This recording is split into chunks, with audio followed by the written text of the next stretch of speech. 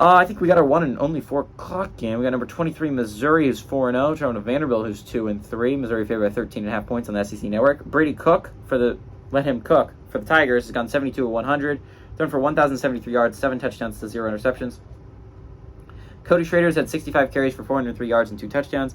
And Luther Burden III has had 32 catches for 504 yards and 3 touchdowns.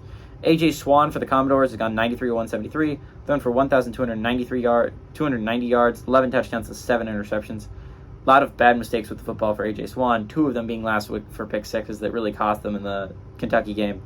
Patrick Smith's had 52 carries for 236 yards and 2 touchdowns on the ground, and Will Shepherd's had 27 carries for 345 yards and 6 touchdowns. Missouri leads the series all-time 10-4. Last 3 games have gone to Missouri from 2020 to 2022. Missouri's been cutting it close the past 3 weeks. You can go back to week 1, they kind of dominated. Obviously, they were playing an FCS opponent. But week 2, they played a close game against Middle Tennessee State, which kind of racked your nerves if you were a Missouri fan. And then they played a close game with Kansas State. It's completely fair. I mean, the fact that you were even close against Kansas State and that you ended up coming out with a victory was insane. Great for Missouri. I mean, it's not a close game like I'm going to hold against them. That's a close game that I'm actually very proud that they came out on top on, and against a very good Kansas State team at that. And then last week, they didn't play their best football, at least not in my opinion, against Memphis. And I mean, Memphis is a good football team. I mean, like, they were 3-0 entering in that one. I wouldn't say that Memphis is an embarrassingly close game.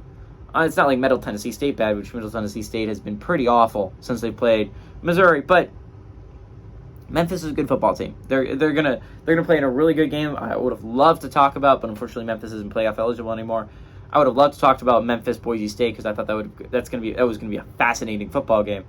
But we're not going to talk about that one. We're going to talk about Mizzou Vandy. Mizzou's 4-0. Vandy's 2-3. Vandy's had a rough 3-game skid, right? It all started with the Wake game, a Wake game you could have had, and then a UNLV game you should have had in UNLV.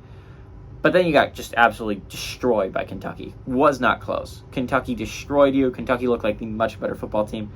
I think that continues here. Missouri's playing some really good football right now. I'm excited to see when Missouri gets against some really good football teams, which you will have to play if you're Missouri on that side.